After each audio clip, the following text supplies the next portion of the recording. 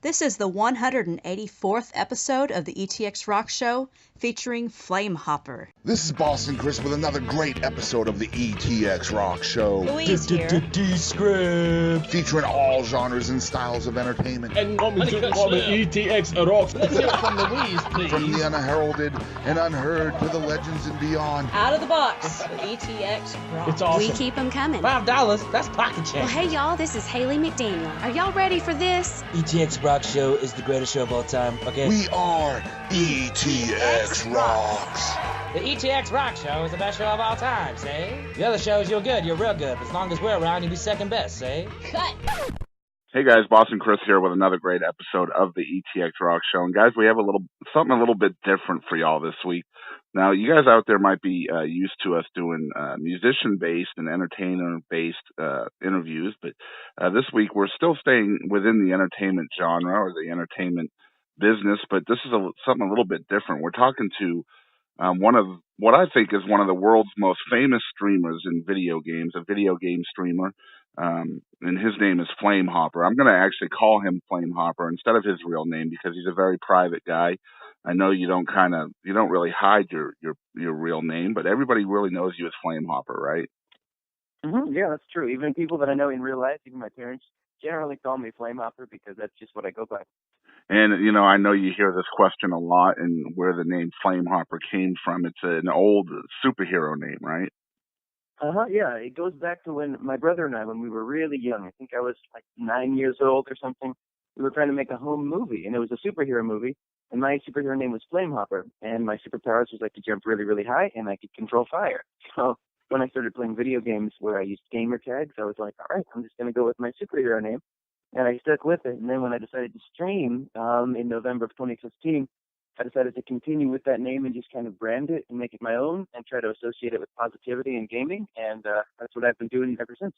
And that's what makes you really unique in my mind is the positive nature of your streams. Because I mean, anybody who's played a lot of video games, you can get pretty salty. You can get full of rage, and I'm no different. You know, I'm just to give you a little background on me. I was actually a professional player in a game called Left 4 Dead in 2007, 2008. So I know the pressures of especially professional gaming and how much rage can kind of take you over, and that's not something you ever let happen. So that's one of the reasons why I have a lot of respect for you, and you really inspire me a lot. Well, thank you. Yeah, I kind of have a unique perspective on gaming, and honestly, I didn't really know that I had a very different perspective until I started streaming, because when I started streaming, it started involving a lot more people. But it was just like me or my buddies playing at LAN parties. And I've been competitive gaming since 2012 or 2013, and only streaming until since late 2015. But I've always been the type of person to focus on the people in the game as opposed to just the game itself. When I'm playing games, whether it's casual or whether it's competitive, when I'm playing an online multiplayer game, I'm kind of focusing on the people that I'm playing with, the people that I'm playing against. So whether I win or whether I lose, I always want to respect and acknowledge the other player that I'm playing with, just like as if it was like a physical sport, like volleyball, or baseball, or soccer, or football, or whatever it is that I'm playing. So carrying that over into streaming, one of the first things that I picked up on were people were like, "Wow, you're very nice and very respectful, and you don't rage at players when they kill you."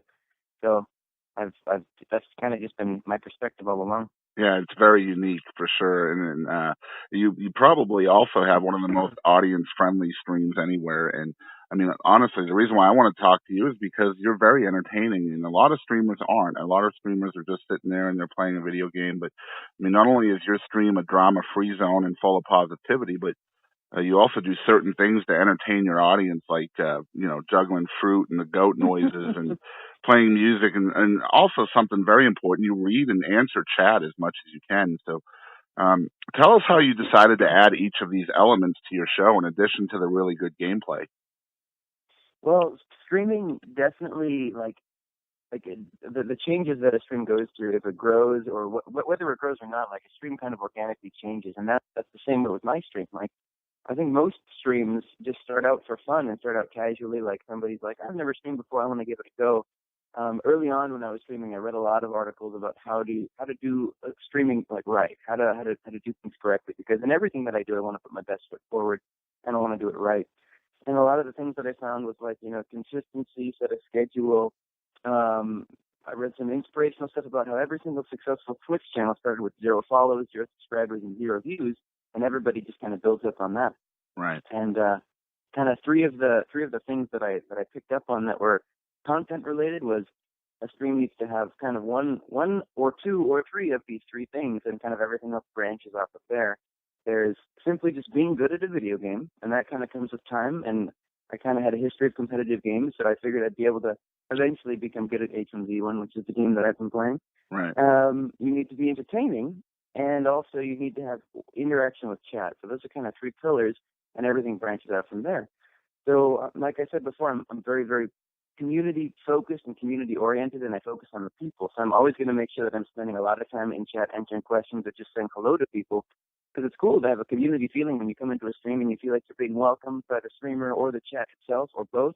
And then when you leave, you get to have the streamer say, all right, have a good one. See you next time, you know? Right. So I really, really wanted to hold on to that community feel of the stream for as long as possible. Right. And then everything else just kind of got added on organically, like the free juggling and things that work, like stay, and things that don't work.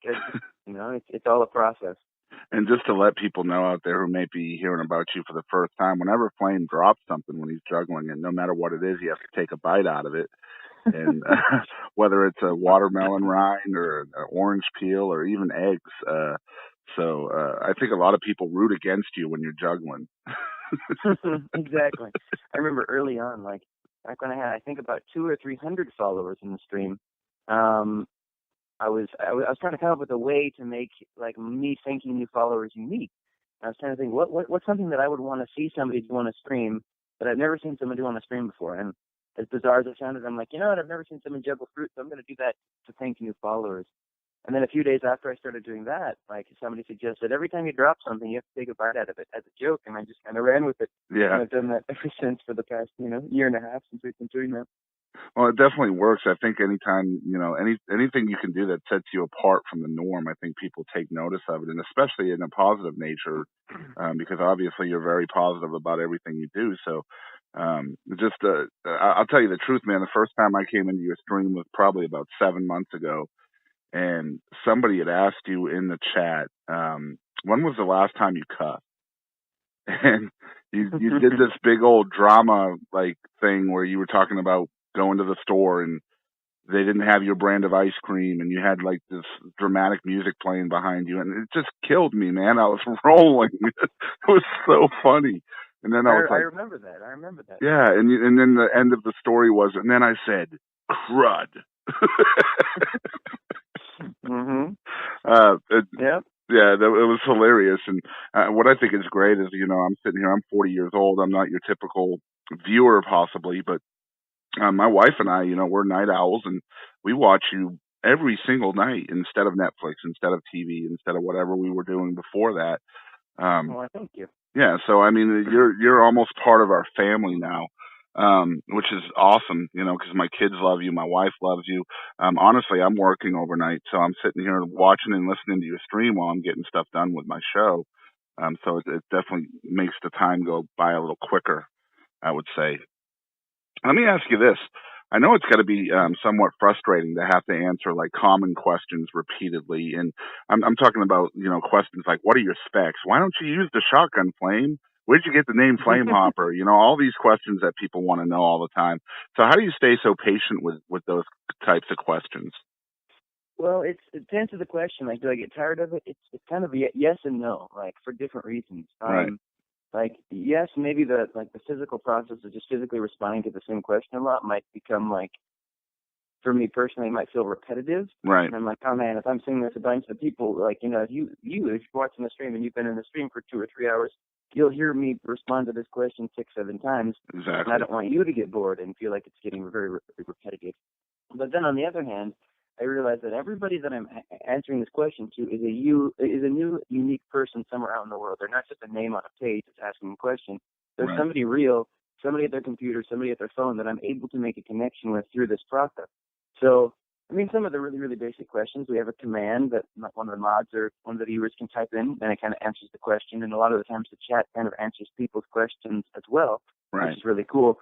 But I also take every opportunity I can to make a connection with anybody in the chat, whether they're regulars, whether they're new to the stream, whether I recognize the name or not, because that's how you build a community, and that's what I want. That's what my goal is. So whenever I do find myself feeling like I'm being repetitive, I just try to put everything into perspective, and I'm like, wow, it's something that it's a cool opportunity that I have here to reach people through the stream like that.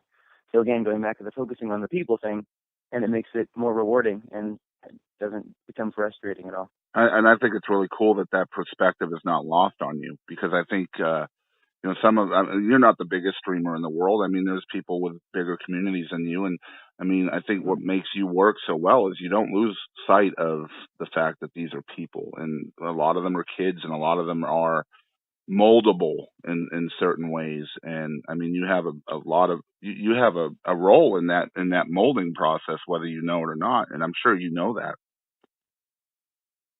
Yeah, and that's something that I've been realizing actually more recently, and because I've always thought of this, like as the stream grows, or as a stream grows, personally, like I don't feel any different now when I'm in the stream than I did when I started the stream, or a few weeks into the stream. But the difference is there's a lot more people that are involved. But from my perspective, like I had a realization, I'm like, wow, like people were I'm always looking for feedback. I'm always looking for good feedback, whether it's constructive criticism or whether it's things that people do appreciate about the stream, that I can hold on to what makes the stream unique and special to people. And I was getting a lot of positive affirmation about, just like what you said, being able to have an influence and kind of affect maybe younger kids' view of gaming, or rage, or how to respect players through online gaming. And I had a moment where I'm like, wow, I never really thought of myself as a role model at all. And I don't really still myself think that way. But a lot of people have said that you're a role model for a lot of people in gaming. And I think that's a really, really cool thing. So it kind of gives me incentive and inspires me to continue doing what I'm doing. And I think it's twofold as well. I think you're showing the younger generation that, you don't have to be salty. You don't have to be rageful. You can just enjoy the game and be a good sport and all of that stuff. But at the same time, I think you're also teaching these kids' parents that, professional video gaming is a valid thing. Esports is here, and it's legitimate, and it's time that people take it more seriously. Oh yeah. The industry is getting really, really, really big, really quickly. Right. There's a lot of opportunity. So do you deal with a lot of criticism because of that? Like people not taking professional gaming seriously? And if so, how do you handle it? I mean, I'm very, very fortunate with, like, my friends and my family. They're incredibly supportive. Like, I've been with my amazing girlfriend for 4 years now. And congratulations, by the way. That was yesterday. Oh, thank you. Yeah, thank you very much. She, like, supported me in the stream, like, back when I started, before anything ever became, quote-unquote, successful with the stream. Right. So my family's been the same way back before I moved out, when I was younger. I was doing competitive gaming, and my parents supported it, and as long as I was getting everything done that I needed to get done, they kind of supported me in what I did. But my advice for anybody wanting to pursue competitive gaming or streaming, especially kind of if you're younger, if you're still in high school per se, like a balance is key. Like you can't, well, I shouldn't say you can't, but my advice would not be to just jump into streaming and like forget high school, don't drop out of school, like finish everything that you need to do. Like always have a backup plan. But if you have a passion for gaming or for streaming, then put your best foot forward. And if something becomes of it, or you get to a point where you can pursue that full time, then jump on that opportunity and keep on going with it. Right. But it is still important to have a balance of school and life and chores and responsibilities and things like that. Exactly. I mean, you can't always. And the thing is, and that, I guess that kind of leads to my next question. I mean, I imagine depending on stream revenue, to plan your life and pay your bills must be pretty daunting at times. So, I mean, I know you also recently got your degree, but you're also a full-time streamer since school is over. Now, in my experience, I mean, I've been watching streams for probably over 10 years, and I mean, streamers come and go, but your staying power is pretty strong. And I think it's because you consistently stream the same days, the same times, pretty much every week, and you also treat it like a job, even if it's one that you love. So, I mean, do you ever stress out over like financial security? Will the stream die, or if the game I'm playing isn't interesting anymore, people might stop watching, etc.? Yeah, I mean, there is the big worry with making the jump to full-time streaming. Like for me, when I was working part-time and going to school and then streaming, and the stream started becoming more like not only more enjoyable and more satisfying to me personally, but also more financially rewarding. than Right. my part-time job. But I didn't just immediately quit my part-time job or drop out of school. I still, like you said, I finished my degree and I kept working. When I did finally go full-time streaming, I kept on working on my degree, and it was a kind of funny conversation with the person who's kind of in charge of my program at my college. He was kind of like working on lining up a job for me, and I had an interesting conversation with him. And I was like, I'm actually not going to be getting a job because I'm streaming at full time. And he was an older gentleman, and he didn't really understand gaming or esports or anything like that. So he's like, you're doing what? And I kind of had to explain to him what streaming was and what gaming was. But yeah, there is always the worry, because with streaming and gaming, it's very trend based. And if your support falls away for whatever reason, or like you said, the game isn't popular anymore, Right. like that results in kind of like a revenue cut for you. But I've never really been in streaming for the money. My community has always taken care of me more than enough. Yeah. If it ever got to the point where it was not financially viable as well as enjoyable, then I have my college degree to fall back on. Right. And I think that this goes back to always have a backup plan. And the reason why I wanted to know that is because, I mean, I've been watching like Call of Duty streams for years and years and years. And some Call of Duty games are more popular than others. So, I mean, it seems like every winter when the new Call of Duty comes out, it's a different streamer that's popular, because you can't be good at every game. Yeah, and I think that's huge with you, because you kind of stick with the same game, whether the game and let's be honest, H1Z1 kind of goes up and down in popularity depending on patches and whether there's a tournament that month or whatever, but you always stay true to that game. And I think that consistency kind of really resonates with your community, because they know what to expect. Yeah, it's definitely predictable. I think as far as long-term longevity for a stream, it is very, very important to kind of get into the variety streamer zone, where you can go from game to game. If you do need to switch games, it's good to have a community that'll follow you from game to game. And it's cool because I like you said, I stay with the same game all the time. But there have been a few times in the past where I've just jumped onto a different game, whether H1Z1 servers are down, or I want to try something else out. And like, of course, there's definitely a big numbers drop in like viewership and things like that. But it's still the core community. The core community is going to be there with you because they enjoy you as a streamer, and they enjoy being a part of your community, whether or not you're playing like the game that you normally play. Yeah. So I'm happy, and I'm very, very lucky and blessed to have a community like that. I also never really it's harder. It's easier said than done. But I never try to look at the numbers when I'm streaming, or I never look at the numbers to determine my feeling of self-worth or satisfaction as a streamer. I just stream, and as long as I can make connections with unique people and gamers and viewers, and I'm having a fun time, I consider myself doing something successful, whether or not my numbers are up or down that particular day. Because as a streamer, if you look at the numbers every day, it's really, really easy to get discouraged, because you might have a week or a month where the viewer count is really, really high, and then the next one it's a lot lower, and you might be feeling, what am I doing wrong now?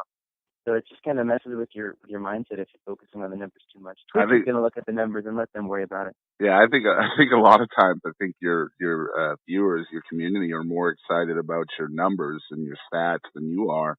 Yeah. I mean, I don't know what the exact numbers are, but I think you have over 1,500 paid subscribers, which to me just blows my mind, and I imagine it does to you as well. Yeah. I think you just recently hit over 1 million views on your VODs as well, or something like that. It might be a lot more than that. But my wife wanted me to ask you a couple of questions as well from her perspective. Yeah, of course. So this would be her talking. She loves watching you, not only because you make her laugh with your antics, but she's impressed at the way you can take a potentially volatile situation and flip it over. For example, during the stream, sometimes someone will be on there yelling, cussing, and slinging insults your way, but not only do you refuse to stoop to the same level, but you treat them in such a way that they commonly end up as another Flamehopper fan. So how does it come so naturally for you to treat even toxic people with respect? I don't know. This might go back to my whole very unique perspective on gaming and focusing on people in a way, I suppose. But I've also never really been like an angry or like toxic person, it's not within my comfort zone to hurl insults at somebody, if that makes any sense. Yeah, absolutely. I've also watched other people hurl insults at other people, and from my perspective, if I'm watching a streamer like get raged at and then rage back, it's almost, part of me is almost kind of embarrassed for the streamer. Like, man, like, people are watching you. Why are you representing yourself that way? I mean, like, I've always made a point to make sure, like, this is how I run my stream, but I never want to, like, tell anybody else how to be, how to act, and I would never, ever presume to tell a streamer how to be. Right. I'm not here to tell everybody that they have to be positive. I'm wanting to show that this is an option, and this is how I find gaming very rewarding and satisfying. So when it comes to someone, if they're in the game and they're raging at me and they're very upset if they died or whatever the case may be, I just kind of have my set response. I always say, oh, thank you very much, or GG, good luck in the next one. And a lot of the times people get caught off guard. If they're raging at you and then you respond kind of pleasantly, they get caught off guard and they might kind of falter in their rage just enough to kind of think about it and realize that you're just another person out online playing the game. Yeah. And sometimes, like you said, that does result in just having a nice conversation. A lot of the times, someone will be raging at me, and I'd say, oh, DG, man, I'm sorry, good luck for the next one. And then their next response would be, oh, I'm sorry. Yeah, I know. Yeah, GG, man, sorry. That was rude of me. Yeah. Are you the real Flamehopper? Yeah. But I mean, honestly, like, I never hold it against anybody when they're salty or anything. Salt is a part of competitive gaming. If you're passionate about what you're doing and you don't perform how you want to, you're going to get salty, and that's totally okay. The thing that I want to speak out against is just the willful toxicity, where you're simply trying to make somebody else feel worse, or you're trying to hurt somebody else. I think that's when it goes too far. But I mean, salt in competitive gaming is okay, and it's a part of life. It's part of how you feel when you feel down. But there's a way of going about it that's not toxic. Yeah, that's just like I said earlier in the open, it's just a great way of not only, not just video gaming, but just a great way to live your life, really. I mean, because whether it's a video game or not, you're always going to run into people that are maybe having a bad day, or, sometimes you just walk into a situation that is just, like the recipe is bad for that moment in time, or whatever it may be. So it's definitely a good lesson to learn, I think. Mm-hmm. So she also wanted to add that since my husband, me, began watching your stream, his own capacity for patience and positivity has increased. She wants to know, are you aware of the positive impact that you are making in the lives of others?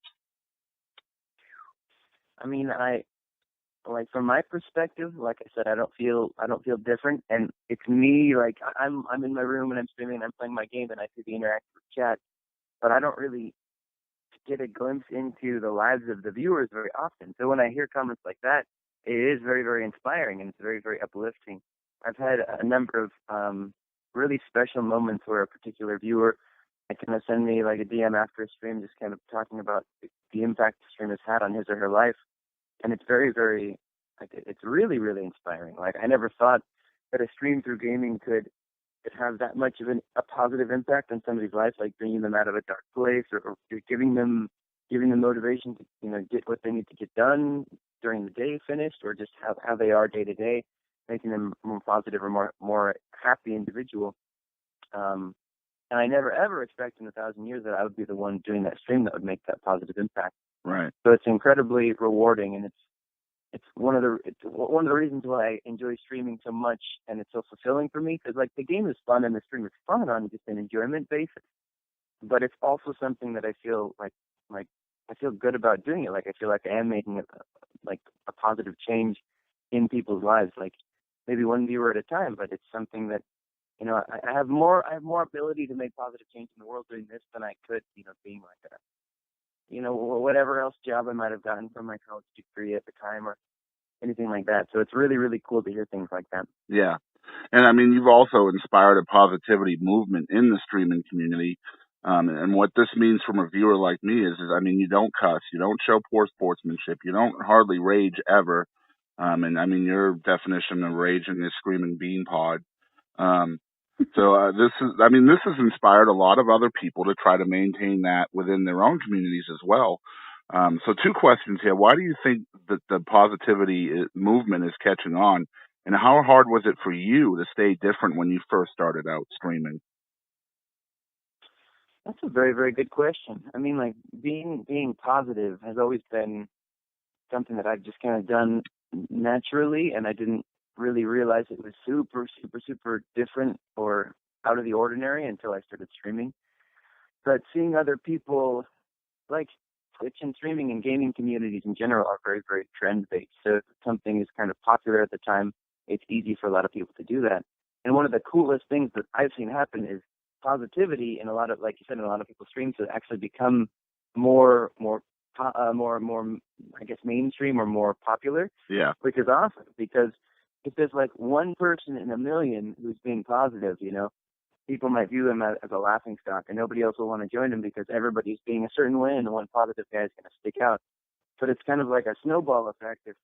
If one streamer is being positive or respectful, rather, and then another person starts being that same way, and people kind of see that that's enjoyable and not only a more enjoyable way to experience the gameplay and make connections with other people, but it'll also kind of attract more attention and get more people involved. So the fact that there are more people that are trying to keep their streams bringing positive impact in other people's lives is an awesome thing. One of the first streamers that I met was Eval Betty, and he actually started the movement Unum Corpus, and its basic foundation is simply our purpose is to try to bring positivity and increase the quality of somebody's day, as opposed to bringing negative thoughts and toxicity into their day through the stream. Yeah. And it's just as easy as like welcoming somebody and like asking how their day is going and wishing well when they leave, you know?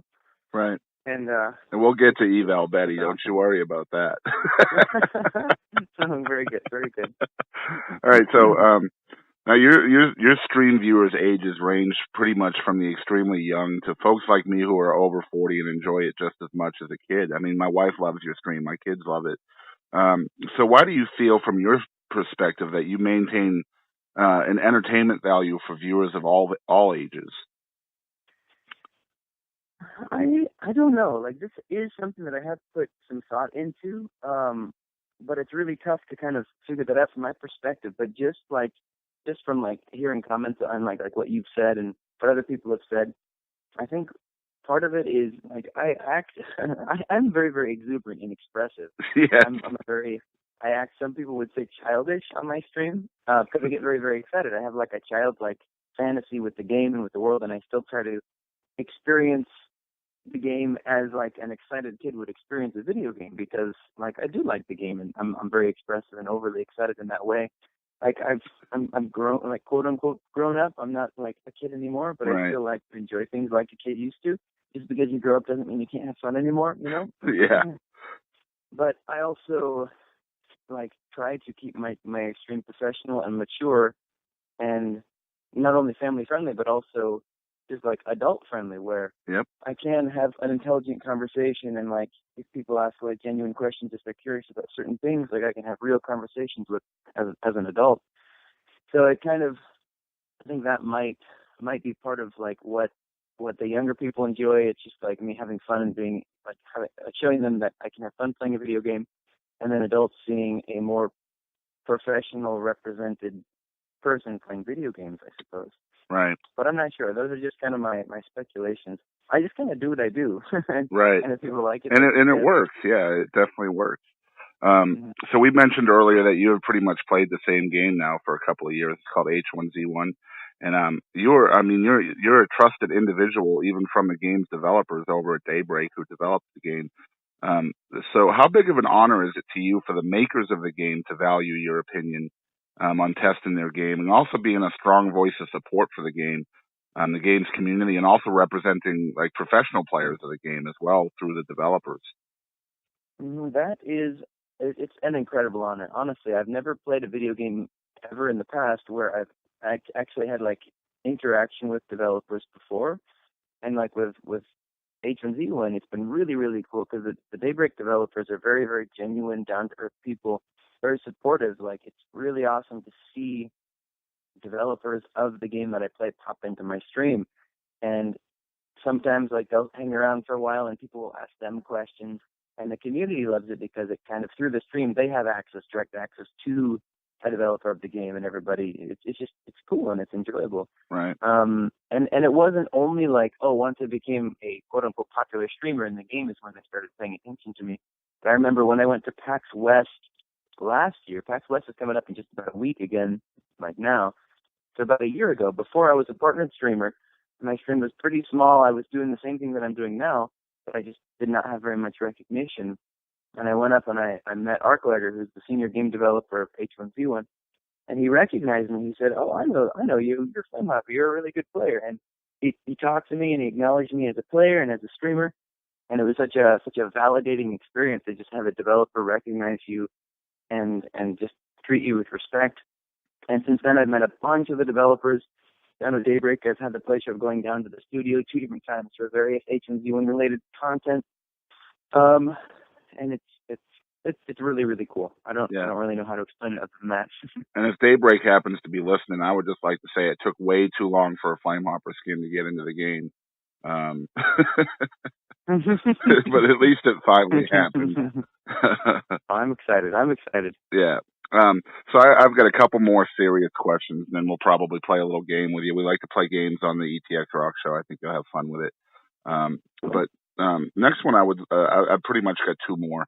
Another amazing thing that I really respect about you is you give a portion of all of your tournament winnings plus a percentage of your stream earnings to a charity called No Kid Hungry. If you're not familiar with streamers and stuff like that, this is not a common thing that streamers do.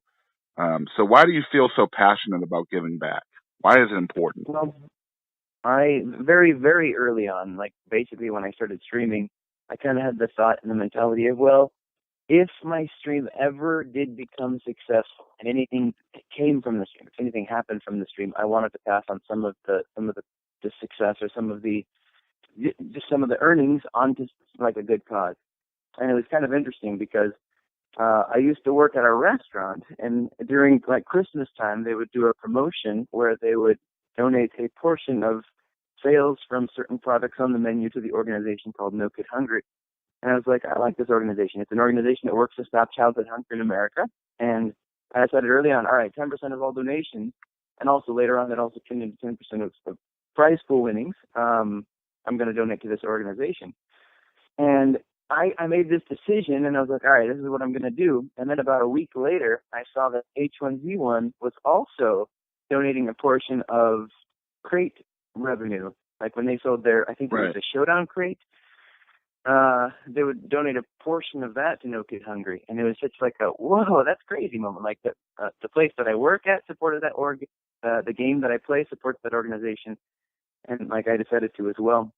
And I've kept on doing that just ever since I started, basically, because I just, if any of my success happens, I do want to spread it around and I want to pass it on to a good cause.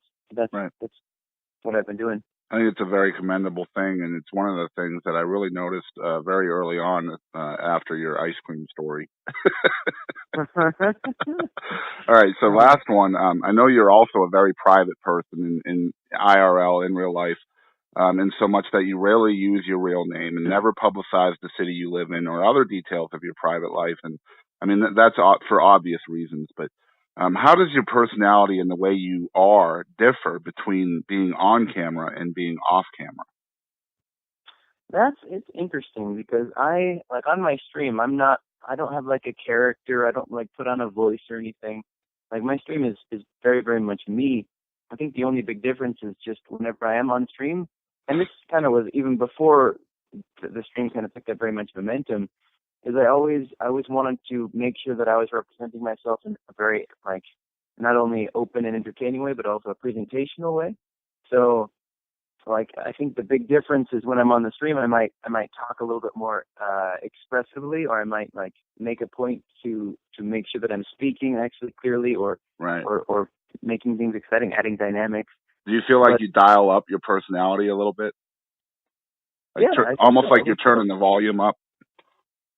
Yeah, and it's honestly, part of it is just automatic, because whenever I'm on stream, I get energy from the community and I get energy from the chat, and I also get energy from the game. Like when I'm playing the game, if something exciting happens, and then like Pog Champs fill the chat, like I get excited and I get something, I get more expressive and I get more exuberant, and it kind of I feed off of the energy of the viewers. Right. And then off stream, I'm very much the same way. I think the stream, it also has a big impact on me and how I act off the stream. Like for example, people, will ask, like, do you swear off stream? And personally, I don't have anything against swearing. It doesn't offend me when I hear it, but I want to make my stream as family friendly as possible, so I want to keep that out of it. Right. But how I talk on stream, like, I say probably like 80 to 90% of the words that I say in my life, I say on my stream, because I'm on stream for 6 to 8 hours a day, and I'm constantly talking.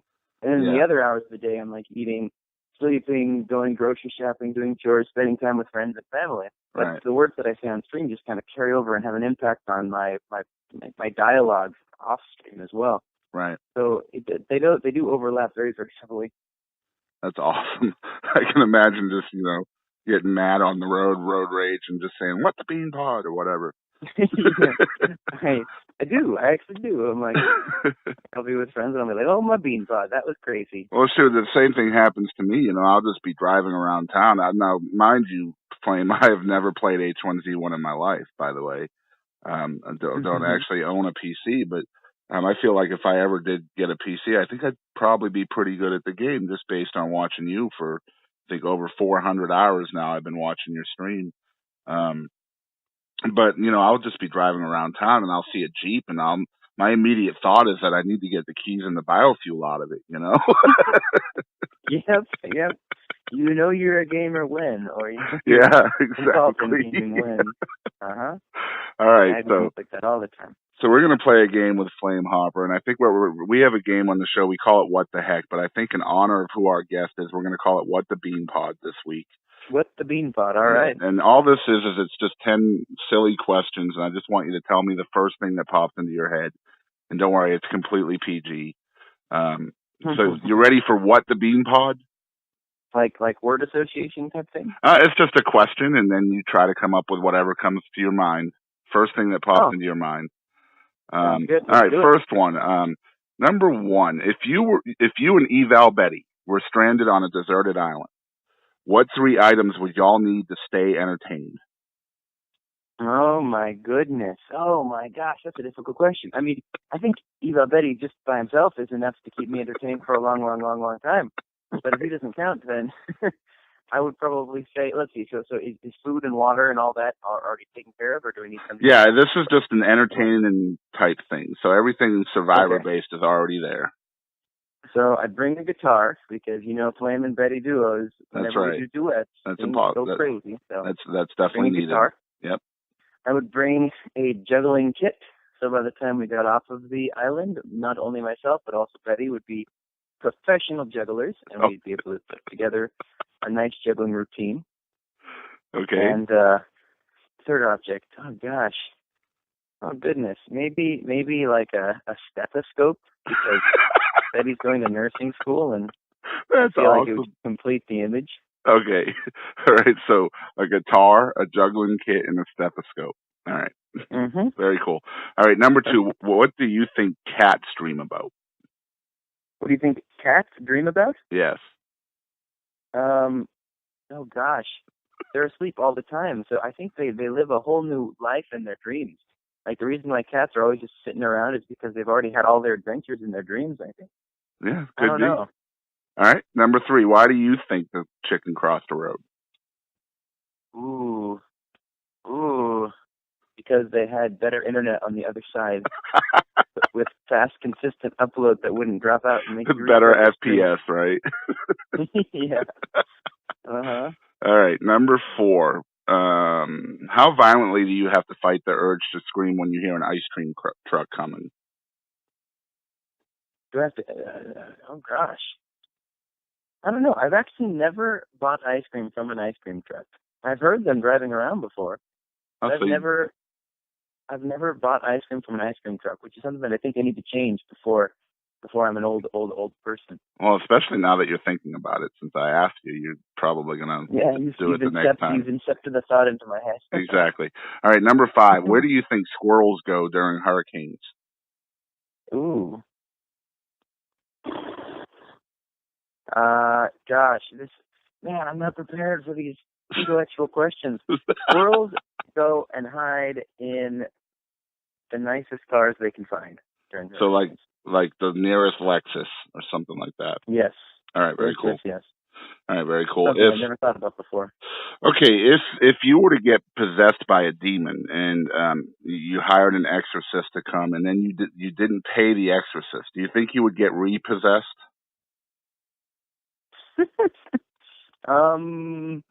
Yes. I think so as well. Yes. I love You that gotta question. you gotta pay your priest. Yeah, you got to. I mean, they got to make a living, you know. All right. Like if you see the word like discount demon removal, it's probably not something you wanna. I would put AAA in front of it though, just so it's closer to the front of the phone book, you know. AAA discount demon removal. The strats.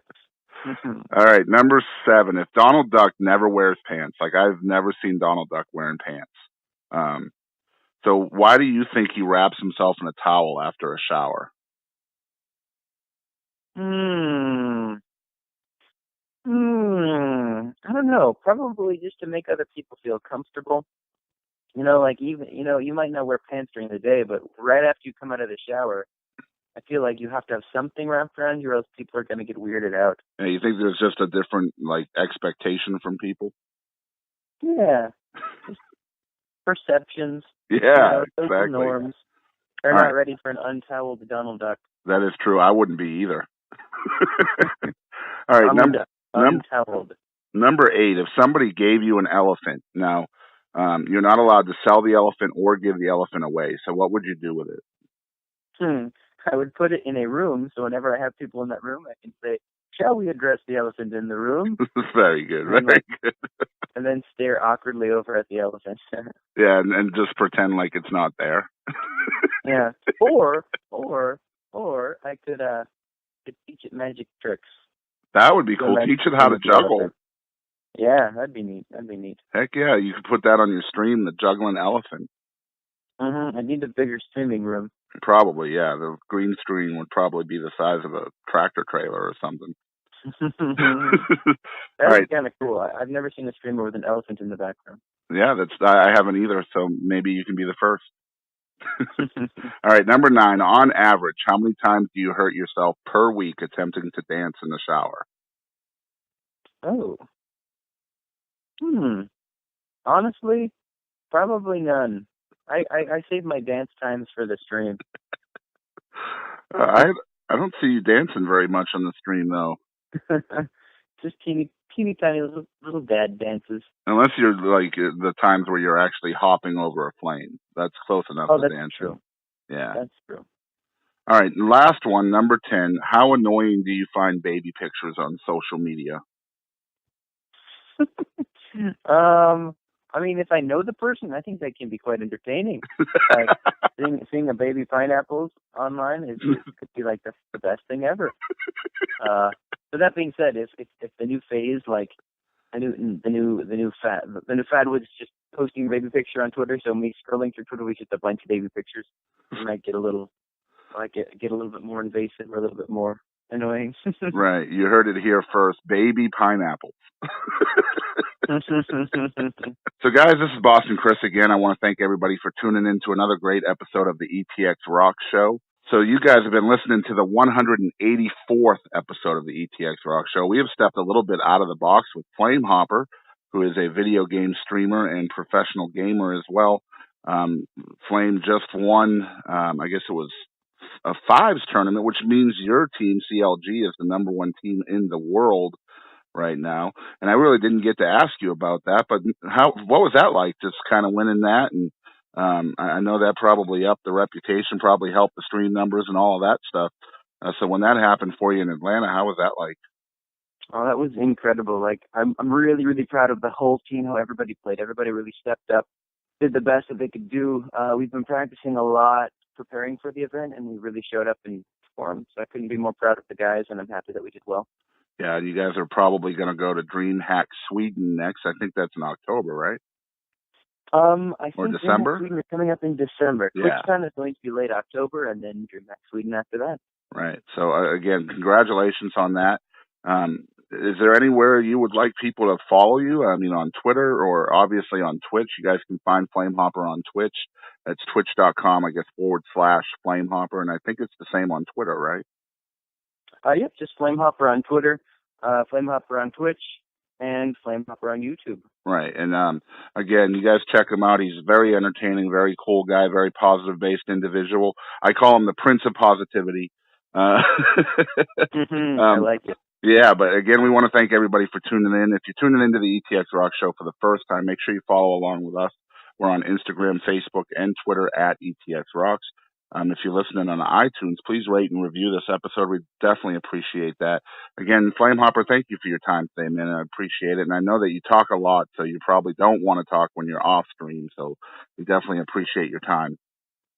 Of course. Thank you for having me on the show. I really appreciate it. And as we always say on this show, we want to thank everybody out there for supporting live entertainment. And don't ever forget, ETX rocks. Hey guys, I'm Katie Lynn, and make sure to tune in to ETX Rocks with Boston Chris, Aaron Watson, ETX Rocks. ETX Rocks, Alan Fox Band. Hey guys, we're the Morning Madhouse. I'm Carter. I'm Brandon. I'm Ginger. It's the best podcast ever made in all of history. Hi, this is Paul Bebo, and ETX Rocks with Boston Chris Barnes. You're gonna love it. ETX Rocks. Hey, East Texas, DP here. ETX Rocks. Hey, East Texas, we're Enduring House, a Christian rock band. ETX Rocks! Hey, this is Monty Pittman from ETX Rocks. Hey, East Texas, Jaden Farnsworth, ETX Rocks. Hey everybody, I'm David McCarty with the Gypsy Creek Band. As always, ETX Rocks.